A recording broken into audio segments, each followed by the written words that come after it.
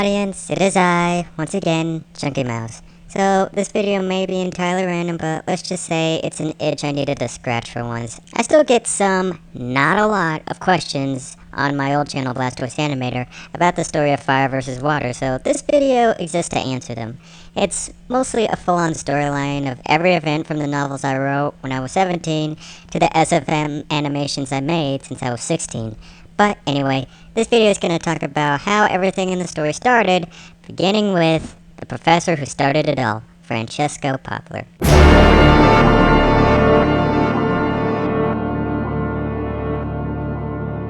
To understand Francisco Poplar's backstory, we have to rewind further, not in the early 2000s, nor the 1990s or the 1980s, but all the way back to the 1940s. The world was at a war yet again, slowly getting worse than the previous conflict, which had been no more than 3 decades. Citizens' rights would be infringed in Europe.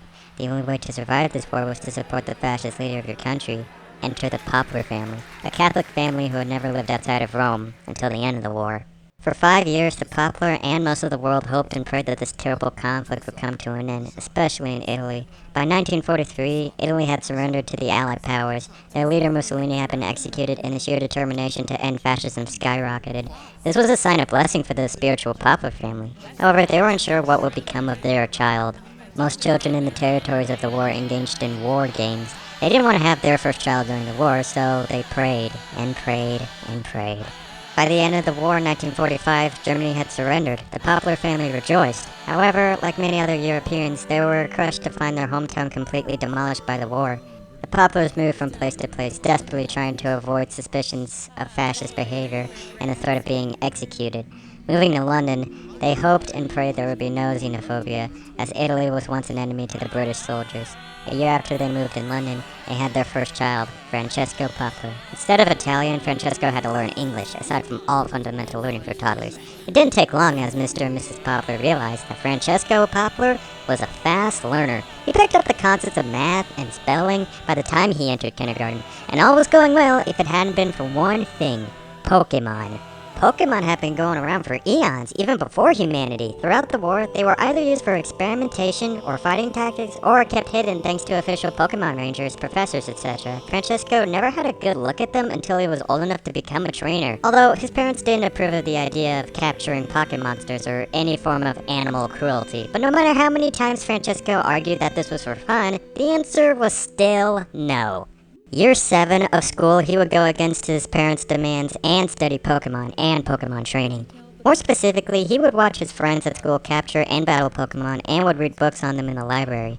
At home, he would have to keep it secret, so he stashed his books under his bed or in his closet so that his parents would never know, until one day, his luck ran out. His final school year, 1946, he was in his last science elective, zoology. His interest in science did not affect his parents in the slightest. To them, the only thing that was truthfully the final straw was him actually experimenting on animals. Francesco was still a straight-A student. His class loved how smart he was, but he would leave high school with a negative reputation. On his second semester, their class had learned dissecting animals. Their test subjects were frogs and sometimes pigs, but Francesco got too curious and wanted to use a Pokemon. But the problem is, he would have to kill a Pokemon in order to dissect it, and had to think of a Pokemon that couldn't instantly kill him back if he tried. How was he supposed to? Then, Francesco had a cruel idea. On his way home from school, he noticed a dead Pokemon. It was roadkill. There was no gory mess, just broken bones. He put the remains in his backpack and returned to the school. He managed to sneak back into the lab, grabbing his safety goggles, his gloves, and his scalpel.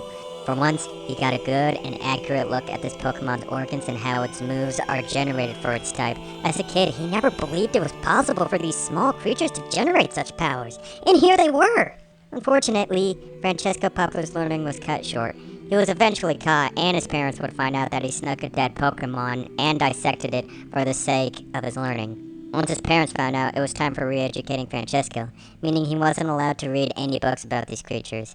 Instead, he would be forced to learn from the Catholic Church. He would be forced to learn right from wrong, spiritually and morally. The one thing that Francisco learned from these meetings was that the act of Pokemon capturing was frowned upon by his parents just because of their exposure to religion. He told his parents before that he didn't see himself as religious as them, which made them more upset and their church attendings more frequent. In fact, his parents had strict control of his future, to the point where he was forced to work as a performer for the Catholic Church. Aside from his love for science, Francisco loved music and frequently played piano at home, and took part in his high school's orchestra. Now he's forced to play religious songs in front of strangers who are just as brainwashed as his parents, he thought. And to add insult to injury, this was most definitely his career for the rest of his life. Francesco was sick of not learning Pokemon. He was sick of playing for the church. If he didn't want to keep getting involved with religion, then he would have to upset his family even further. Throughout the last visits at the church, he was still learning about Pokemon. And he wasn't even trying to hide it at this point. His parents had basically portrayed him as this animal abuser just for learning the literal inner workings of Pokemon, and most of the attendants of the church paid no attention to him as he played the piano. He was never given a chance to speak his mind until one day when he was asked about wanting to change. He poked his index and pinky up in the air. He rose his hand and uttered the phrase in support of the Pokemon devil, Girantina. Everyone in the church panicked, witnessing a young man descend into total madness, disrespecting the Lord. His family was escorted out as Francesco continued to keep the sign of the horns. Francesco was subsequently disowned and even evicted from his parents' home. Unbeknownst to them, Francesco stole some valuable possessions and most of his parents' money to immigrate to the United States. By mid-1964, Francesco took a job at a construction site in the southern states, only using basic manual tools and not operating vehicles. To save money, he was even roommates with his own supervisor, who had recently graduated college, a man who had lived in the state for most of his life, a man who, like Francesco's parents, were extremely religious, Gabriel White. White had studied engineering and had the dreams of being an architect for most businesses having to do with industrialization. But not only that, he would contribute to the idea of skyscrapers. In his later years, he would be responsible for large buildings in the South. Currently, he was where he was now, an architect helping to build suburban houses. He was claimed to be one of the nicest leaders in the business, but had a dark secret. Anytime something went wrong at work, he would blame who he thought had the least experience. Most of those employees would be immigrants, much like Francisco Poplar. However, Francesco was different. He was ambitious to chase his dreams and become a man of science. Despite the position he had being far from his career, he still worked hard. He got raises and was even offered promotions, yet he denied these promotions and still worked. By 1965, Francesco found out he could still pursue a career as a professor just by going to college thanks to Gabriel White. But who would pay for it? The government. The earliest form of financial aid came from the government, which was FAFSA before FAFSA, practically. However, Gabriel offered something else, to become part of a team based in New York, except this wasn't a construction team, it was more of a Pokemon team. Not even hesitating, Francesco said yes. This was the first generation of Team Rocket, an evil Pokemon team where their purpose is to capture and then either sell or experiment on Pokemon. Experimentation on Pokemon was an immediate yes for Francesco. Gabe had already accepted work in New York, with some employees wanting work just in case anything didn't go as planned. Gabe and Francesco had met the leaders of Team Rocket and helped to capture Pokemon. However, Francesco was more interested in studying their behaviors more than the leaders themselves. They did hatch a plan for him to become the professor and fake a degree, but no, Francesco was committed to genuinely going to university.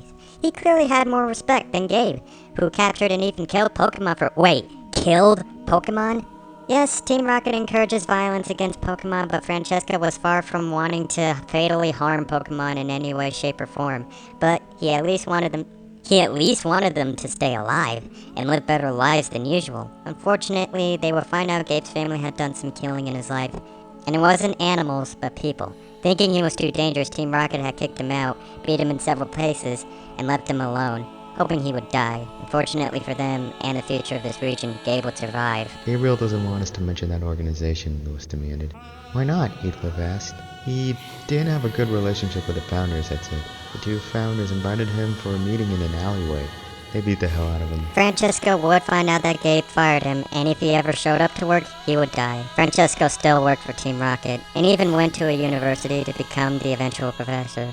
It wasn't just one college he went to, it was 5. July 24th, 2012, 6:16 p.m., 1816.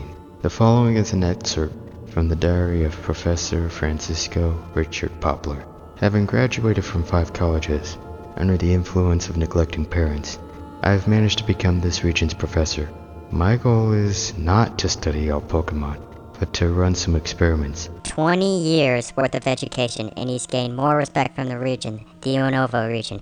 39-year-old Francisco Poplar had done it. He had been professor, and he started a family, a wife, and 2 kids, a boy named Alberto and a girl named Caroline. However, Francesco was still carried away in his work, and he barely spent any time to see his family.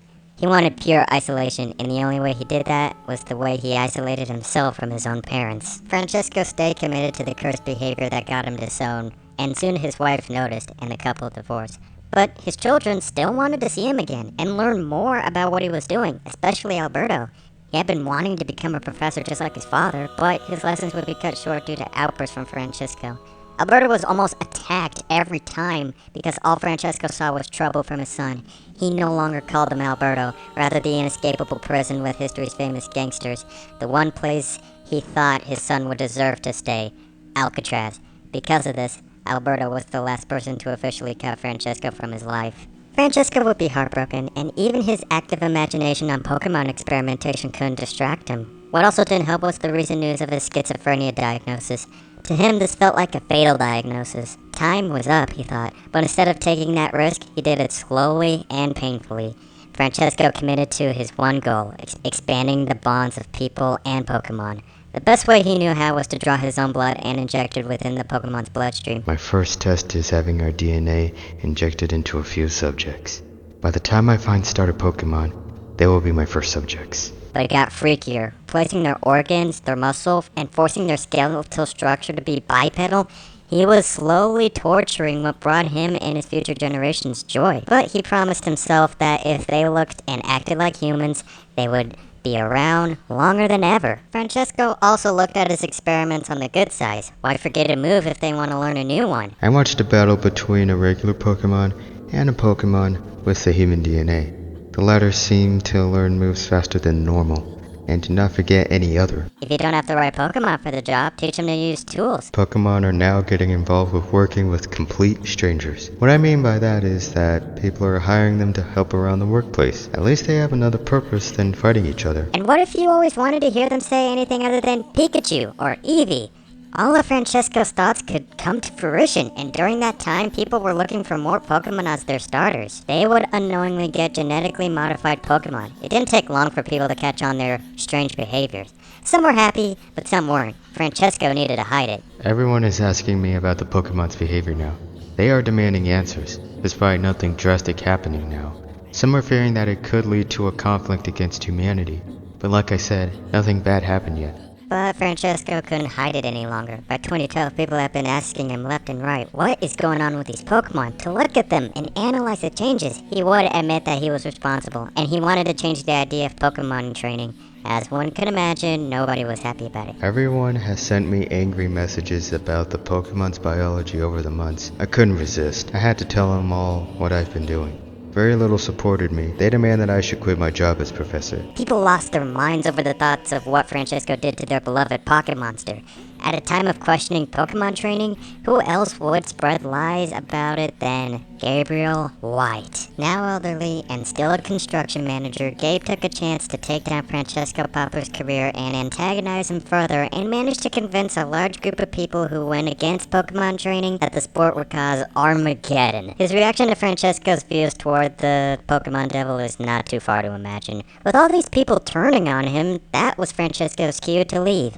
But he had to do some final things. Francisco Poplar would eventually track down where his ex-wife lives, including his 2 children, Caroline and Alberto. One night, when the 3 Poplar members were asleep, Francesco would break in and stab Alberto. When Caroline saw him getting attacked, Francesco showed no mercy on her. And finally, it was his wife's turn.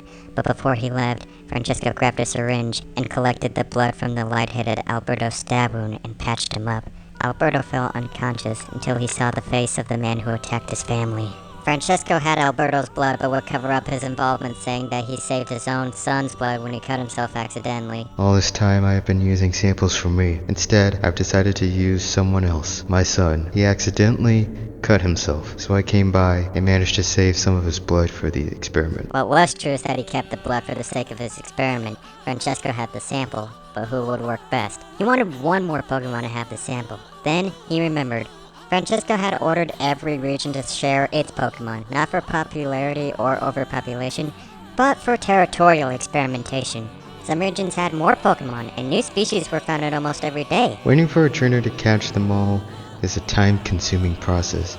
Instead of waiting, I'll handle the procedure myself. He asked for Pokemon from European, Asian, Southern American countries. He brought Kalos, Alola, and Galar Pokemon into Unova. And looking back at the list of Pokemon, he found the perfect candidate, Mew. There is one last Pokemon I have injected with the human DNA, Mew. It said Mew contained the DNA of all Pokemon, but what would happen if it had human DNA? Mew was supposedly the oldest Pokemon of all time, possibly predating humanity and maybe even the world. It has the DNA of all Pokemon, but now it just needed the DNA of a human being, and he was going to revolutionize its species. But there was a problem. There was supposedly only one Mew in existence. If his experiment failed, then he truly would have ruined Pokemon life. And so, he had one last plan. Francesco analyzed the Mew's structure, the DNA, everything it had, and managed to successfully clone it. Francesco also remembered Mew is genderless, or in his term, sexless. It can't reproduce. But what if they could? No need for cloning. When Kelly looked under the Mew's shirt, he discovered something.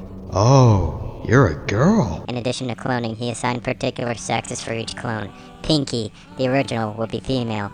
Her clone would be male.